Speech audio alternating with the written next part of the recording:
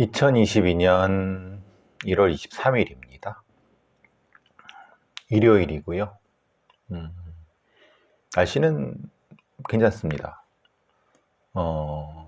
미세먼지도 그렇게 심한 것 같지 않고, 날씨는 춥지 않고, 조금 겨울이면 이 정도면 되죠. 햇볕도 좀 괜찮고, 놀러 가기 딱 좋은 날인데 코로나 때문에.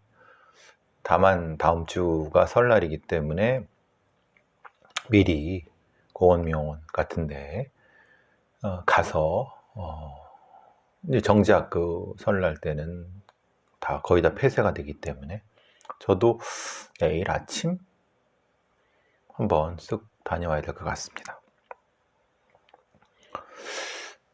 이런 사건은 어떠신가요? 사실 저는 항상 제가 생각한 거를 이렇게 써놓습니다. 보이시나요? 예. 네. 정의는 균형이다. 그렇죠. 정의는 균형이다.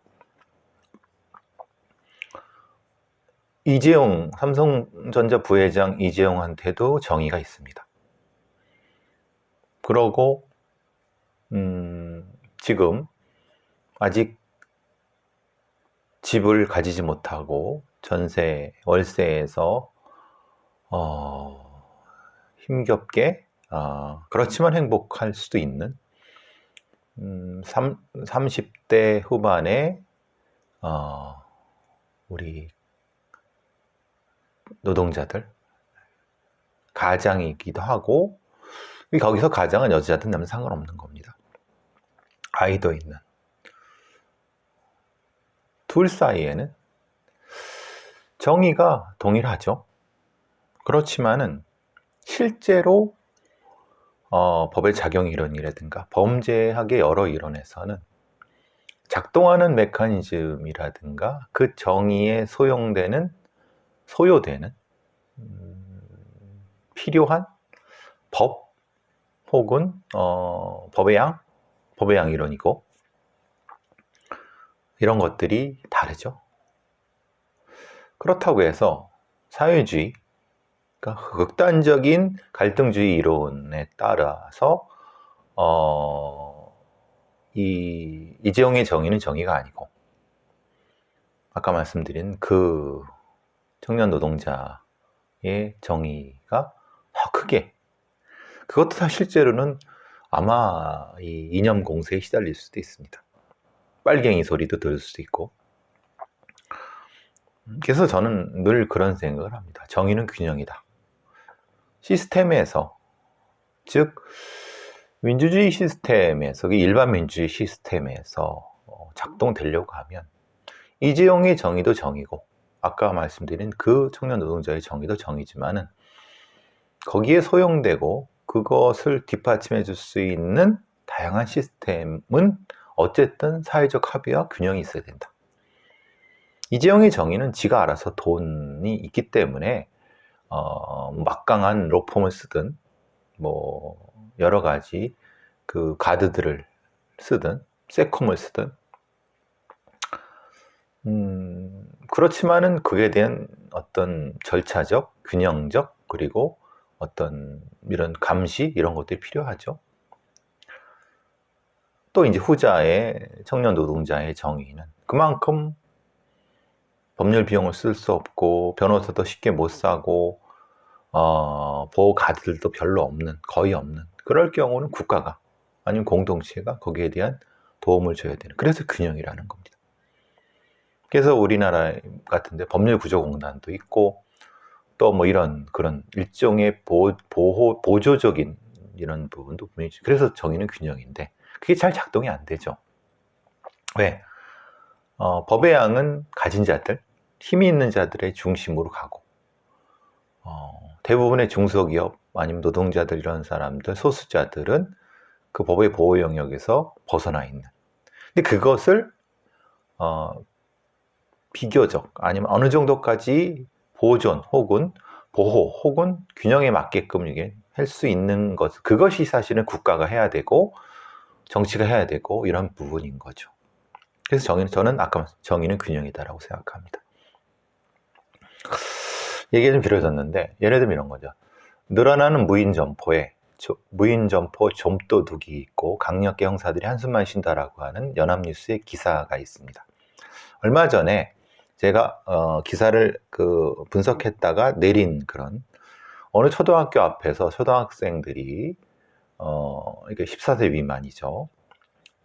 10세 미만일 수도 있고요. 그 아이들이 그냥 그 학용품 무인 문방구에서 뭘 훔쳐갖고 그걸 뭐 불어주느니 마느니 뭐 이래갖고 좀 논란이 됐고 팩트에 좀 체크에 문제가 있어갖고 사실 한번 한 다음에 내렸는데 어쨌든 그 사건은 그 문구점 주인, 무인 문구점 주인과 부모들이 원만하게 합의를 했다는 후속 기사가 나왔습니다.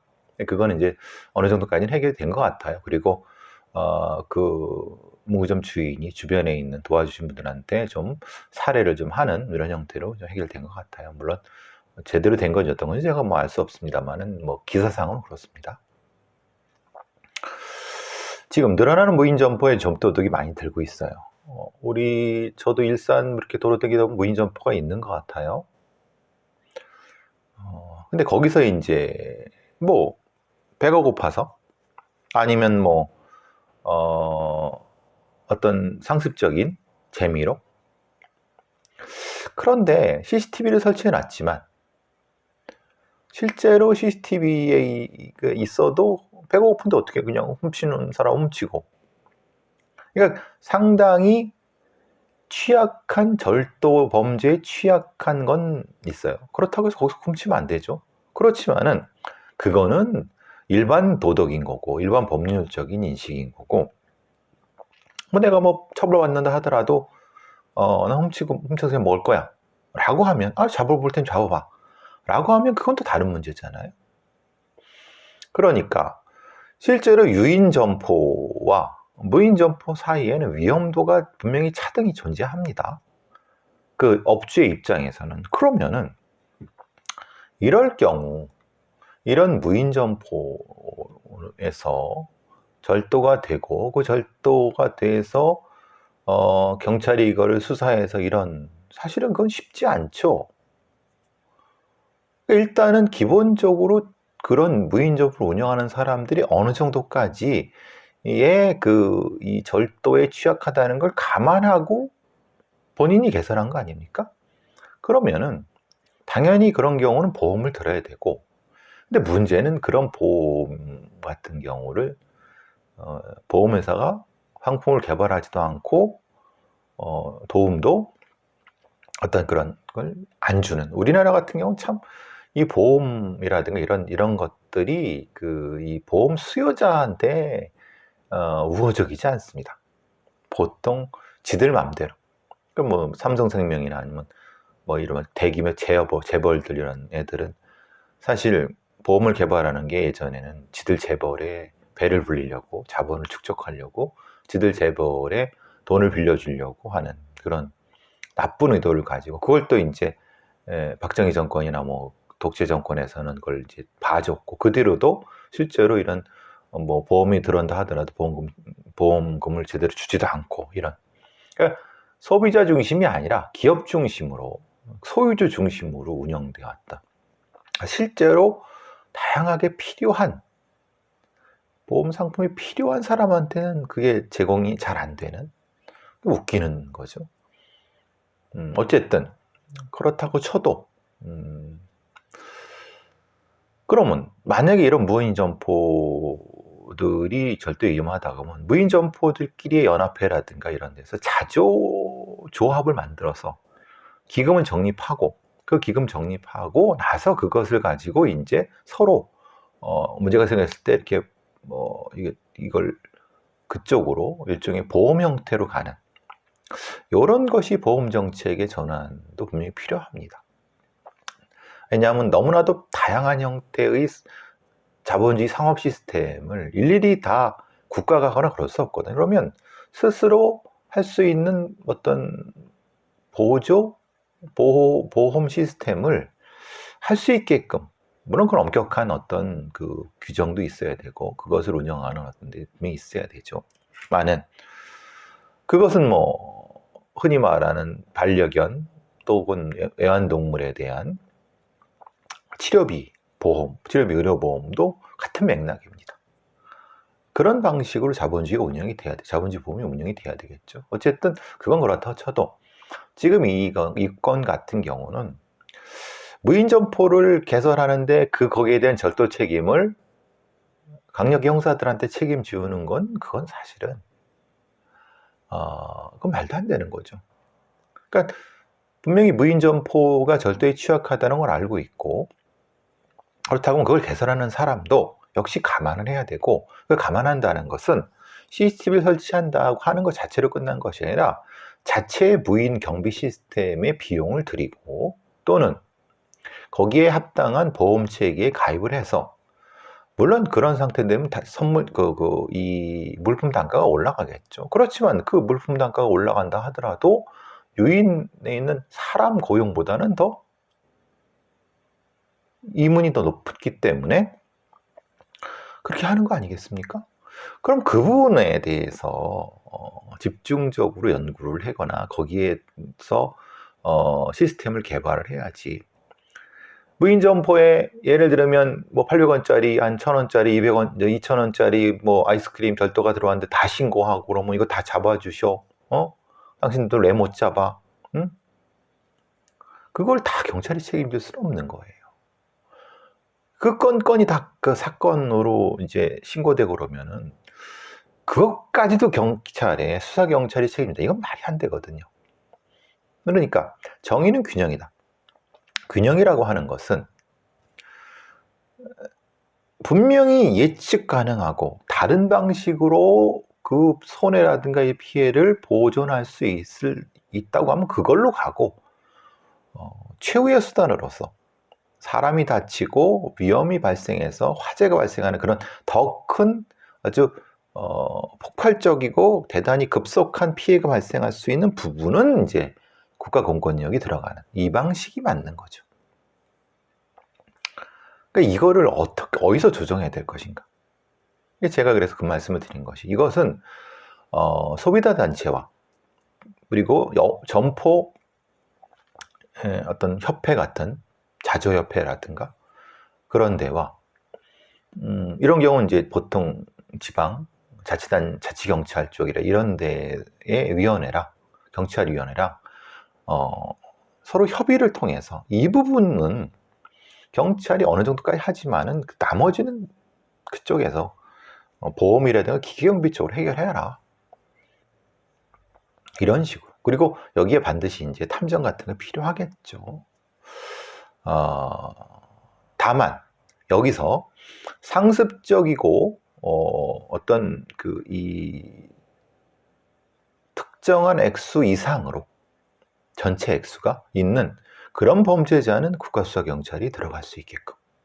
예를 들면 이런 거죠. 인천에서 한 놈이 잡혔는데 얘는 지속적으로 여기서 이런 것만 돌아다니면서 절취하는 애예요. 그럼 이런 경우는 이건 인적으로 관리를 해야 되겠죠. 즉 얘는 이런 상습적인 도박성, 그러니까 상습적인 그 이른바 절도의 상습 절도의 가능성이 높기 때문에 그것은 일정 정도 뭐 치료 영역이라든가 아니면 어떤 사전 사후 처리 영역으로 넘어가야 되겠죠.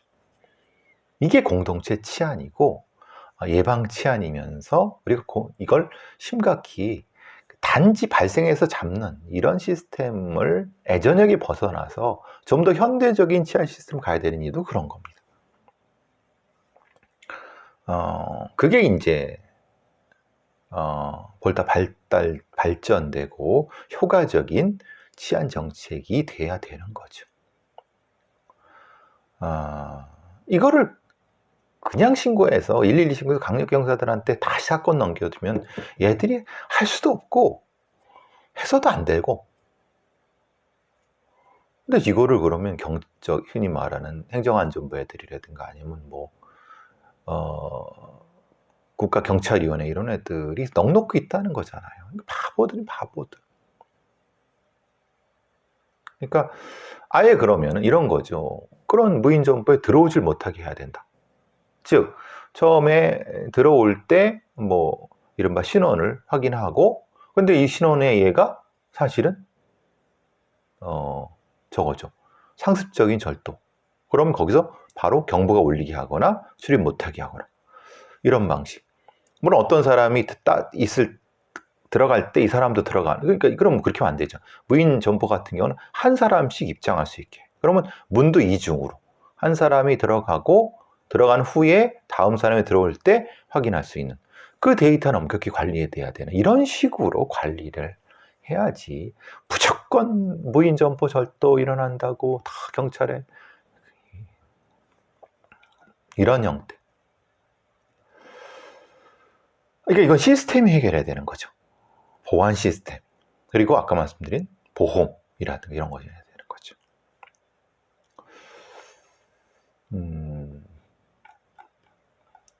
지난번에 제가 이제 개낚시, 소시지 개낚시에 대해서 얘기를 했는데 조금 더 한국일보에서는 조금 더 발전을 시켰어요. 뭐 소시지 개낚시는 말씀을 드렸고, 화가 난다고 그 소시지 안에다가 바늘을 꽂아두고 그럼 개가 그거 먹다가 이제 목에 걸려서 가는 이런 경우도 있고, 이게 이제 일종의 동물 학대, 동물 혐오 범죄인 거죠. 또 이제 뭐 다른 경우는 본드, 못을 박아갖고 본드로 이제 지나가는 고양이한테, 그러니까 저기 일종의 염산 같은 걸 뿌리기도 하고, 이 고양이 저기 캣맘들이라든가 이런 그 공원 같은데 이런 고양이 먹으라고 이렇게 하는 거 있지 않습니까? 저 앞에도 약간 고양이가 이렇게 있을 수 있게 이렇게 만들어 두고, 여기 노인정 앞인데 이렇게 거기에 뭐 먹을 걸 알려주는데 거기에다가 뭐 이렇게 넣는 거예요. 그거 먹으면 바로 가는 거죠. 고양이 애들이. 뭐 왜 그랬느냐 그랬더니 너무 개가 시끄러워서 그랬다. 이 경우는 재물손괴 미수, 동물보호법 위반이 아닌 뭐 이런 형태로 되고, 아까 말씀드린 뭐 못이 박힌 간식도 이런 것도 주기도 하고, 어떤 경우는 이제 그 쇠구슬 박힌 걸로 이 공기총 같은 걸 쏴서 고양이나 개를 이제 일반 저격해서 갖고 눈에 놓고 이제 상해를 입힌다든가 뭐 이런 경우들. 근데 문제는 이제 이런 경우가 동물학대에는 10년 새 1200%가 늘었대요. 지금 이제 경찰청이 정의당 이은주 의원실에 제공한 사람이 최근 10년간 동물보호 위반 발생 검거 송치 현황에서 2010년도에는 발생 69, 근데 2019년도에 900건, 914건 이렇게 돼 있어요. 그리고 법도 개정되면서 상당히 뭐 상해는 2년 이하, 2,000원 이하의 벌금, 뭐 잔인한 방법으로 죽일 경우는 3년 이하, 3,000원 이하. 이게 적지 않은 형량입니다. 그런데 문제는 이런 범죄를 수사해야 될 경찰들의 전문성도 없고, 딱히 이 사건 자체 배당도 일반 경찰한테 가니까 얘네들이 모릅니다. 무지하죠. 무지하는 게 능력이 없는 겁니다. 그리고 또 실제로 이거를 우선순위가 떨어져 갖고 잘 하지도 않습니다. 할 이유도 없고 얘네들이. 그러니까 대충 하다가 말거나 아니면 뭐 시간이 글질 끌거나 뭐 이런 형태. 왜 그러느냐? 뭐 정의당의 이은주 의원이 이제 뭐 할 때 한국과 미국의 동물학대 수사 매뉴얼의 차이가, 예를 들면 경찰청이 동물학대 사범 수사 매뉴얼 배포한 것, 근데 미국의 뉴햄프셔 주에서 동물학대 수사 매뉴얼 자체가 다르다. 그러니까 이건 경찰청에서는 매뉴얼만 종이 한 장 던지고 마는데, 얘네들은 이제 그 뉴햄프셔 미국의 이런 데는 그냥 법조항만 열거돼 있어요. 무슨 법이니까 뭐 어떻게 해라. 근데 어떻게 하라는 것도 아니고 법만 적용돼 있어요. 그러니까 실제로 법이 이런 있으니까 어떻게 하라고 경찰 애들이. 아니, 훈련을 어떻게, 어떤 식으로 진술을 듣고 뭘 증거를 취집해 이런 것들을 훈련을 하고 실제로 이제 연습을 해봤어야 되는 그런 것도 없어요. 그러니까 뭐 좀 사회적으로 문제가 되는 건 지가 어떻게 하는데 그렇지 않은 건 그냥 대충 이게 지금의 상태. 근데 이제 그 아까 말씀드린 그 뉴햄프셔 외국 같은 경우는 실제로 그 전문성 있는 사람들이 훈련도 받고 거기에만한 그 연습도 해서 제대로. 그러니까 이건 아예 그 경찰관의 수준 자체가 다른 거죠. 그러면은 차라리 동물 경찰, 동물 전담 경찰, 동물학대 전담 경찰의 전문성을 이루든가. 그러면 차라리 동물보호법 위반이라 이런 부분들은 경찰로 이관하지, 경찰이 아니라 다른 지자체의 특사경을 가든 이렇게 하는 게 낫지 않아요, 차라리. 더 계속 늘어나는데, 사실 동물 학대 같은 경우를 전담해서 수사를 경찰들이 하다 보면 얘네들이 거기서만 고정적으로 일하는 게 아니라 일정 정도 지난 다음에 다른 보직을 다른 부서로 간단 말이에요. 그러니까 전문성이 없어요. 그러니까 굳이 내가 여기 있을 때 동물 학대 사건이 오면 뭐 얼굴로는 꺼려하지 않지만 굳이 내가 이걸까지 이런 경우죠. 그러면은 아예 이런 특사경을 만들든가 아니면은 그런 전문적인 어떤 시스템을 만들든가 하는 게 나을 거라고 생각해요. 우리가 참 제가 어떤 그 뭐 범죄라든가 아니면 이런 문제가 생겼을 때 법만 만들 의미 없다. 법만 만들면 뭐 하느냐? 그걸 전담해서 아니면 전문적으로 해야 되는 사람들이 있어야 되는데 그건 없으니 법을 만들어 놓으면 자연스럽게 뭐가 되겠지라고 하지만은 절대 안 된다. 근데 그걸 또 특사경을 만드는 것도 경찰 애들이 반대. 아니면 검찰 애들 반대. 왜? 자기들 권한을 뺏기니까. 권한은 뺏기는 건 싫어하고 자기네들이 전문적으로 만드는 건 더 싫어하고. 이게 바로 그 문제입니다. 그리고 당연히 이제 이런 뭐 전문 경찰도 없고 전문 검사 애들은 뭐 검사 애들 그래 욕할 건 아니죠. 근데 또 판사들은 대부분 다 이제 벌금형 뭐 집행유예 이렇게 해버리니까 애들은 인식이 없어. 그렇다고 이걸 동물 전담 재판부를 만들어낼 수도 없고. 그러니까 이럴 때는 여기에 대한 전반적으로 한번 훑어볼 수 있는. 그러면 검사는 뭐 있는 수사한 데 그대로만 가면 되니까 검사를 전문 검사를 할 필요는 기소를 그렇게 할 필요는 없고 기소는 일반 검사들이 하되 그 동물 전담의 그 경찰이나 수사관들이 제대로 수사한 것을 기소만 해주면 되는 거고 판사들은 전문적으로 이 부분에 대해서 심리할 수 있는 정도의 어떤 어느 정도까지의 건 있어야 되지 않느냐. 하여튼 지속적으로 동물학대 범죄가 늘어날 수밖에 없고 일정 정도의 시스템은 반드시 필요할 거라고 보여집니다.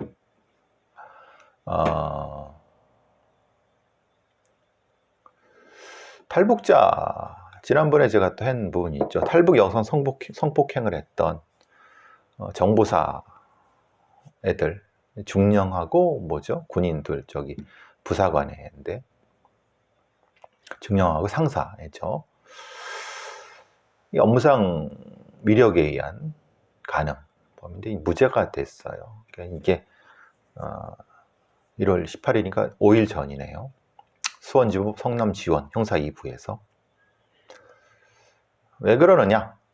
실제로 이게 그루밍인데 이 그루밍에 대해서 증거가 부족하지 않느냐? 판사들은 그렇게 봤어요. 왜냐?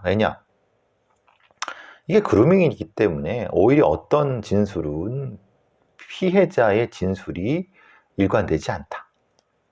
입증이 어렵다. 그래서 이제 판사가 그 피고인들 돌을 대고 일종의 호통을 친 거죠. 니들이 잘해서 무죄가 난 게 아니라 입증이 안 됐을 뿐이다. 정신 차려라 이 얘기를 한 건데 결국 무죄가 나니까 그 방청석에 있던 이 피해자는 울고 뭐 상당히 그 항의도 많이 하고 피해자 변호사들도 항의를 했는데 일정 정도 그 위력에 의한 특히 이제 정보사 요원과 탈북 여성의 그 자체의 관계, 위력의 관계가 존재함에도 불구하고 그것 자체를 받아들이지 않고 그냥 있는 증거로 판단했기 때문에 당연한 거 아니냐. 너무 성의지 감성이 떨어지는 거 아니냐. 이 판사도 참 문제인 것 같습니다. 그러니까 탈북 여성이 정보사 중령이나 상사가 거의 절대적인데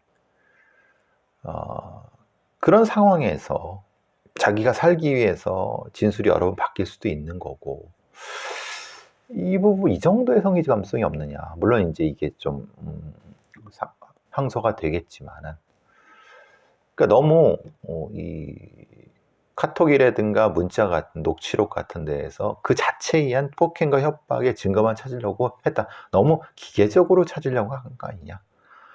우리 대법원의 판례도 일종의 위력이라고 하는 것 자체가 현존하고 있을 때 피해자 다움이라고 하는 것을 조금 더 다르게 봐야 되는 거 아니냐. 이런 생각이 들어서 이 탈북 여성을 오랫동안 강간하고 성착취했던 정보사 중령과 상사놈들에 대한 이 재판은 사실 아쉽습니다. 그루밍 성폭력 입증이 어렵다는 게. 그래서 이제 비동의 강간죄라든가 그리고 그루밍이나 서브오디네이트 지배 강간 같은 경우가 엄격하게 우리의 형사사법 체계에서 범죄 파트로서 들어와야 되는데 너무 법률적으로만 해결하려고 하니까 그런 문제가 된 것 같습니다. 결국은 이것도 수사의 위진 그리고 그러니까 뭐 이 헌병 애들이 소위 말하는 군사 경찰 애들이 하니까 제대로 할 리가 있겠습니까?